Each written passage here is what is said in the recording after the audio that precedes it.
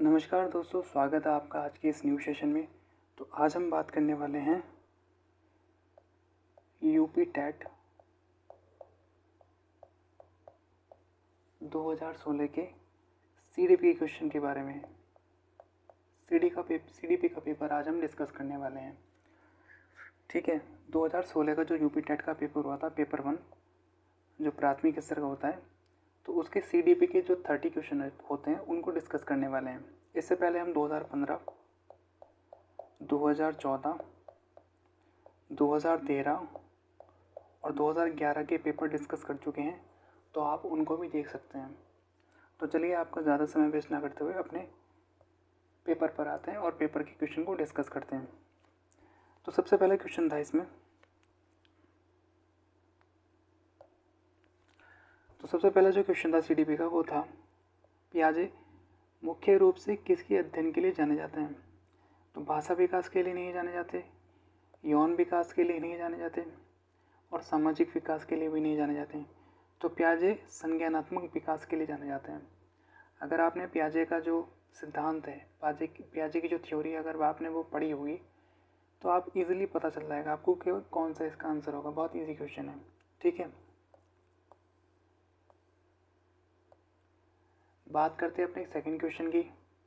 जब मानव शरीर के एक भाग को दिए गए प्रशिक्षण का अंतरण दूसरे भाग में हो जाता है तो इसे कहते हैं। जब मानव शरीर के एक भाग को दिए गए प्रशिक्षण का अंतरण दूसरे भाग में हो जाता है तो इसे कहते हैं। ऊर्ध्वाधर अंतरण नहीं कहते, क्षैतिज अंतरण भी नहीं कहते, इसको कहते हैं द्विपार्श्विक अंतरण। ठीक है, यहाँ पे लिखा भी है मानव शरीर में के 2 भागों में बांटा जा सकता है, यानी कि जो मानव के शरीर को उसको 2 भागों में बांटा जा सकता है। एक तो दायां भाग हो गया और एक तो बायां भाग हो गया। जब मानव शरीर के एक भाग को दिए गए प्रशिक्षण का अंतरण दूसरे भाग में होता है तो इसे द्विपार्श्विक अंतरण कहते हैं। जैसे दाएं हाथ से लिखने की योग्यता का उपयोग बाएं हाथ से लिखने में करना। ठीक है, क्वेश्चन नंबर 3 की बात करेंगे। क्वेश्चन नंबर 3 कह रहा है, दिए गए प्राप्तांकों के समूह में जो प्राप्तांक बहुधा सबसे अधिक बार आता है उसे क्या कहते हैं? सिंपल सा आंसर इसका बहुलक। ये भी नहीं होगा, माध्यांक भी नहीं होगा, मध्यमान भी नहीं होगा, माध्यांक भी नहीं होगा, मानक विचलन भी नहीं होगा। तो बहुत सिंपल सा क्वेश्चन है। ठीक है, चलेंगे अपने फोर्थ क्वेश्चन पर। क्वेश्चन नंबर 4 है हमारा, कह रहा है कि क्रिया प्रसूत अनुकूलन सिद्धांत का प्रतिपादन डैश ने किया था। तो सिंपल सा आंसर है इसका स्किनर। किसकी थ्योरी है ये? स्किनर की जी। ठीक है, स्किनर द्वारा क्रिया प्रसूत अनुकूलन सिद्धांत का प्रतिपादन किया गया था। इन्होंने चूहों पर प्रयोग कर सीखने का सिद्धांत दिया था। इसी प्रकार अगर बात कर लें पेवलोव का जो था क्लासिकल अनुबंधन सिद्धांत था, इन्होंने प्रयोग करा था कुत्ते पर। थॉर्नडाइक का था प्रयास एवं त्रुटि का सिद्धांत, बिल्ली पर इन्होंने प्रयोग करा था। कोलर का जो था सूझ का सिद्धांत था, इन्होंने बंदर पर प्रयोग किया था। क्वेश्चन नंबर 5 की बात करेंगे।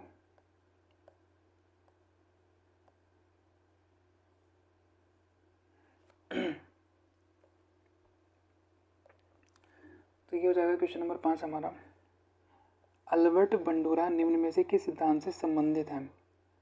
सामाजिक अधिगम सिद्धांत, व्यवहारात्मक सिद्धांत, विकास का संज्ञानात्मक सिद्धांत या फिर विकास का मनोसामाजिक सिद्धांत?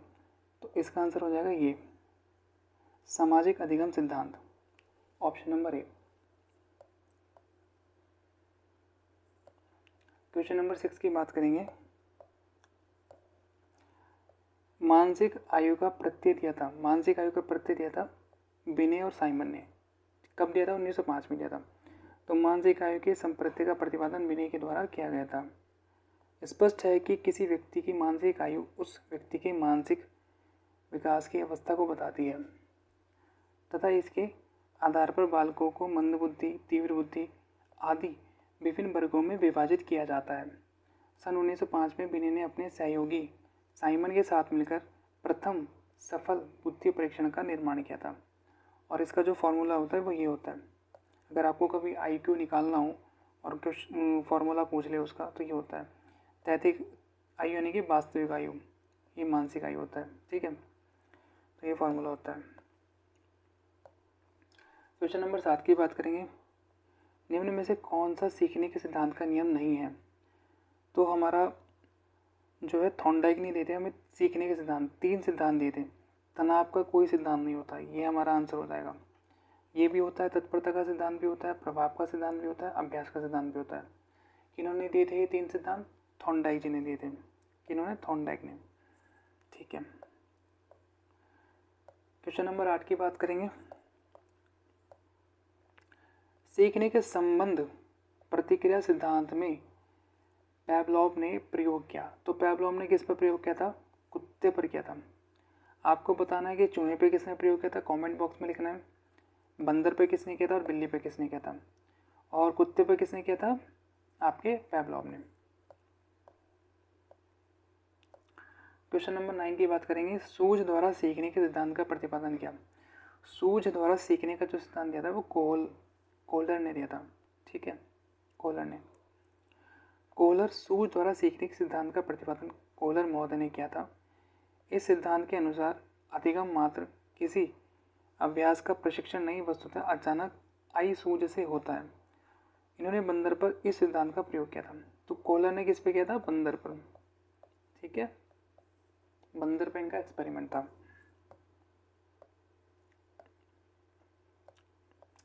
क्वेश्चन नंबर 10 की बात करेंगे। क्वेश्चन नंबर 10 हमारा कह रहा है कार्य को आरंभ करने, जारी रखने और नियमित करने की प्रक्रिया है। इसका आंसर होगा प्रेरणा। आप कोई भी कार्य बिना प्रेरणा के नहीं कर सकते। संवेदना भी नहीं होगा, सीखना भी नहीं होगा, प्रत्यक्षीकरण भी नहीं होगा। तो अभिप्रेरणा किसी कार्य को प्रारंभ करने, जारी रखने अथवा नियंत्रित करने या नियमित करने की प्रक्रिया है। ये गुड के अनुसार की बात है। ठीक है, गुड ने भी कहा है सब। तो इसका आंसर होगा प्रेरणा। एक सेकंड, क्वेश्चन नंबर 11 की बात करेंगे। विस्मृति कम करने का उपाय। विस्मृति कम करने का उपाय यानी कि भूलने, जैसे आप कम भूल दें। ठीक है, आपको एक चीज़ें याद रहें काफ़ी टाइम तक, तो इसको कम करने का उपाय क्या हो सकता है? आपको रिवीजन करना होगा। सीखने की त्रुटिपूर्ण से विधि भी नहीं होगा, सीखने में कभी भी नहीं होगा, स्मरण करने में कम ध्यान देना ये भी नहीं होगा। आपको रिवीजन मारना होगा। जब आप कोई चीज़ भूल जाते हो और आपको वो मतलब याद करनी है, जिससे वो काफ़ी टाइम तक आपकी याद रहे, तो आप रिवीजन उसका काफ़ी बार करो। ठीक है, क्वेश्चन नंबर 12 की बात करेंगे। क्रोध एवं भय प्रकार है संवेग के, इमोशंस के, ना ही अभिप्रेरणा के हैं, ना ही परिकल्पना के हैं, ना ही मूल प्रवृत्ति के हैं, संवेग के हैं। और संवेग के जो प्रकार हैं मैकडूगल द्वारा इसी प्रकार 14 संवेगों की व्याख्या की गई है। ठीक है, क्वेश्चन नंबर 13, दूसरे व्यक्ति के बाह्य व्यवहार की नकल है। तो दूसरे व्यक्ति के बाह्य व्यवहार की नकल यानी कि अनुकरण करने के आप उसको फॉलो कर रहे हो। सीखना भी नहीं होगा, कल्पना करना भी नहीं होगा, चिंतन भी होगा, अनुकरण करना। यदि पूर्व ज्ञान एवं अनुभव नए प्रकार के सीखने में सहायक होते हैं तो उसे कहेंगे सकारात्मक प्रशिक्षण स्थानांतरण। क्या कहेंगे? सकारात्मक प्रशिक्षण स्थानांतरण। ये क्वेश्चन हमारा 2015 में भी आया है, 15 में भी आया है और शायद 11 या 13 में भी आया है।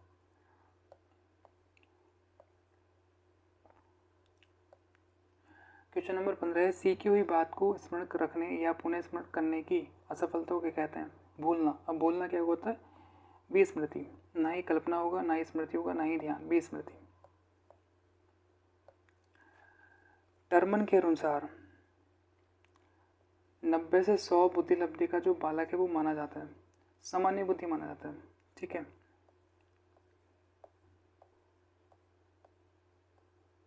क्या माना जाता है? सामान्य बुद्धि।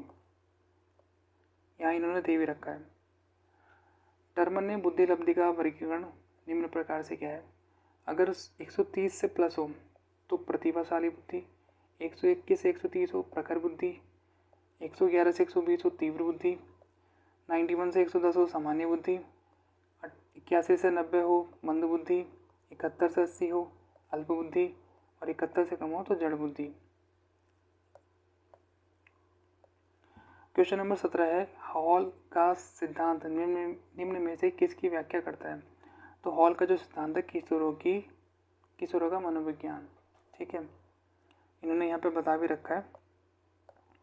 स्टैनले हॉल ने 1904 में प्रकाशित अपनी पुस्तक एडोलसेंस में किशोरावस्था के विकास को आकस्मिक विकास के सिद्धांत के अंतर्गत व्याख्यायित किया है। इनके अनुसार किशोर में जो शारीरिक, मानसिक और संवेगात्मक परिवर्तन होते हैं वे अकस्मात होते हैं, अचानक से होते हैं। यानी कि ये कह रहा है कि मानव व्यक्तित्व के मनोलैंगिक विकास को निम्न में किसने महत्व दिया था? तो इसको महत्व दिया फ्रॉइड ने। किसने दिया था? फ्रॉइड ने। व्यक्तित्व के विकास की व्याख्या के लिए सिगमंड फ्रॉइड ने सर्वप्रथम मनोविश्लेषणात्मक सिद्धांत का प्रतिपादन किया। फ्रॉइड ने व्यक्ति के मनोलैंगिक विकास के संदर्भ में मुख्य रूप से 5 अवस्थाओं को उल्लेख किया। एक तो मुखी अवस्था, बुद्धि अवस्था, लैंगिक अवस्था, अदृश्य अवस्था और जनेंद्रिय अवस्था।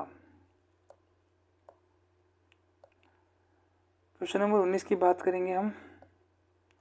मनोविज्ञान की प्रथम प्रयोगशाला को किसने स्थापित किया था? तो मनोविज्ञान की जो प्रथम प्रयोगशाला थी वो वुंड ने। किन्होंने? वुंड ने। कब करी थी? 1879 में जर्मनी में करी थी। लिप्सिंग विश्वविद्यालय में इन्होंने मनोविज्ञान की प्रथम प्रयोगशाला की स्थापना की। ठीक है।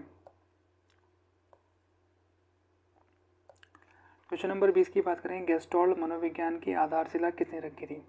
तो गेस्टोल्ड मनोविज्ञान की जो आधारशिला रखी थी वर्थीरमन ने, मैक्स वर्थीरमन ने। ठीक है, ये भी नहीं होंगे, एडगर भी नहीं होंगे, कर्ट भी नहीं होंगे। ठीक है, गेस्टोल्ड मनोविज्ञान की आधारशिला 4 जर्मन वैज्ञानिकों मैक्स वर्थीरमन, वोल्फगैंग कॉलर, कुर्ट कोफका और कुर्ट लेनिन। ठीक है, आधारशिला की बात कर रहे हैं, ये आधारशिला रखने में शामिल थे, लेकिन जो सबसे पहले जो इन्होंने इस तरफ ध्यान दिया था वो थे ये वर्धीमन। ठीक है, सबसे पहला शासन का ये होगा। संघनन सिद्धांत निम्न में से किससे संबंधित है? तो संघनन सिद्धांत जो है आपका सृजनात्मकता, अभिप्रेरणा, अधिगम, स्मृति। मेरे ख्याल से स्मृति से है ये, कंफर्म नहीं हूँ लेकिन जहाँ तक मुझे ये लग रहा, हाँ स्मृति से है। तो संघनन सिद्धांत स्मृति से संबंधित है। ठीक है,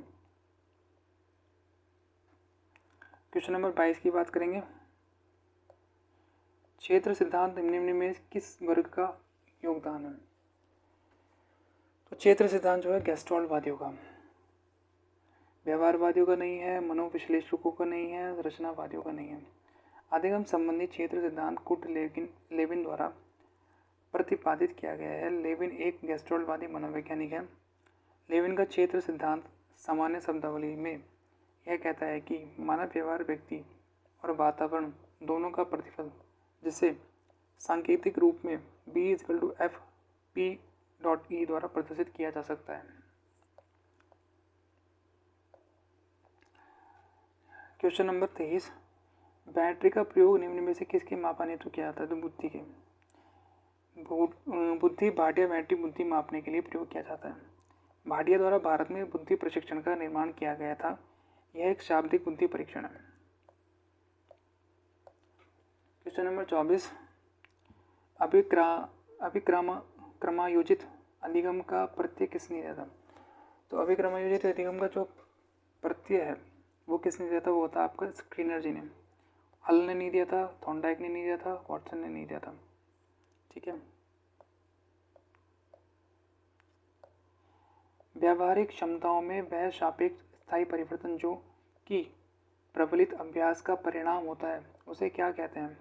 उसे कहते हैं अधिगम। ना ही अभिप्रेरणा कहते हैं, ना ही अभिवृत्ति कहते हैं, ना ही अक्षमता। सीखना या अधिगम एक ऐसी प्रक्रिया है जिसके द्वारा अनुभूति या अभ्यास के फलस्वरूप व्यवहार में अपेक्षाकृत स्थायी परिवर्तन होता है। क्वेश्चन नंबर 26, संज्ञान किस बुद्धि के सिद्धांत का हिस्सा है? संज्ञान किस बुद्धि के? संज्ञान है गिलफोर्ड का सिद्धांत। प्रतिदर्श सिद्धांत भी नहीं है, समूह कारक भी नहीं है, फ्लूइड और क्रिस्टलाइज्ड सिद्धांत में नहीं है। जेपी गिलफोर्ड तथा उनके सहयोगी ने बुद्धि का त्रिविमीय प्रारूप प्रस्तुत किया। इनके अनुसार बुद्धि को 3 अवस्थाओं में परिक्षेप्य देखा जा सकता है: सामग्री, सक्रिया या उत्पाद।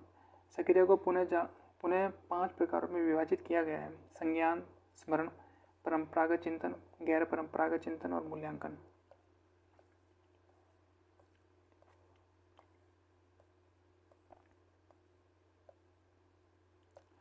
क्वेश्चन नंबर 27 की बात करेंगे। 8 वर्ष के सुधीर की मानसिक आयु 10 वर्ष है, उसकी बुद्धि लब्धि ज्ञात कीजिए। तो ये आपका फॉर्मूला है। हमारा जो सुधीर है उसकी मानसिक आयु कितनी है? 10 वर्ष, और उसकी एक्चुअल आयु कितनी है? वास्तविक आयु 8 वर्ष इंटू 100। अब जब 8 से आप इसको काटोगे तो 5, 4 से आप इसको काटोगे तो 25 बार, और 25 इंटू 5 125। उसका आंसर आएगा 125। संवेग का कौन सा सिद्धांत इस विचार को मानता है कि संवेगात्मक अनुभव संवेगात्मक व्यवहार पर आधारित है? तो इसका हो जाएगा जेम्स लैंग सिद्धांत।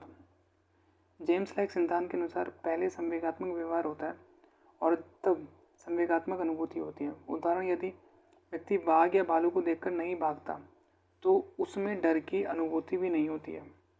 अतः संवेगात्मक अनुभूति संवेगात्मक व्यवहार जेम्स लैंग सिद्धांत पर आधारित है। Question number 29। किसी इच्छा या आवश्यकता में रुकावट पड़ने पर उससे उत्पन्न होने वाला संवेगिक तनाव कहलाता है। उससे उत्पन्न होने वाला संवेगिक तनाव कुंठा कहलाता है। क्या कहलाता है? कुंठा।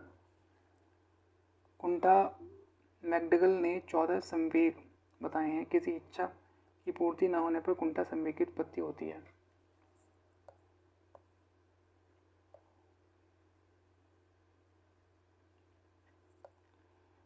कोलबर्ग का सिद्धांत निम्न में से किस विकास से संबंधित है? कोलबर्ग का सिद्धांत निम्न में से किस विकास? नैतिक विकास। इसी का क्वेश्चन है। तो नैतिक विकास कोलबर्ग ने सामाजिक परिप्रेक्ष्य अर्थात समाज में अपने संबंधों के बारे में व्यक्तिगत दृष्टिकोण पर बल दिया है। कोलबर्ग का तर्क है कि नैतिक विकास संज्ञानात्मक विकास के समानांतर चलता है, परंतु उसके लिए आवश्यक शर्त नहीं है। तो ये जो था आपका CDP 2016 का यूपी टेट का पेपर 1 था। ठीक है, CDP के 30 क्वेश्चन थे। तो आई होप आपको ये वीडियो अच्छी लगी होगी और आपके लिए हेल्पफुल रहेगी।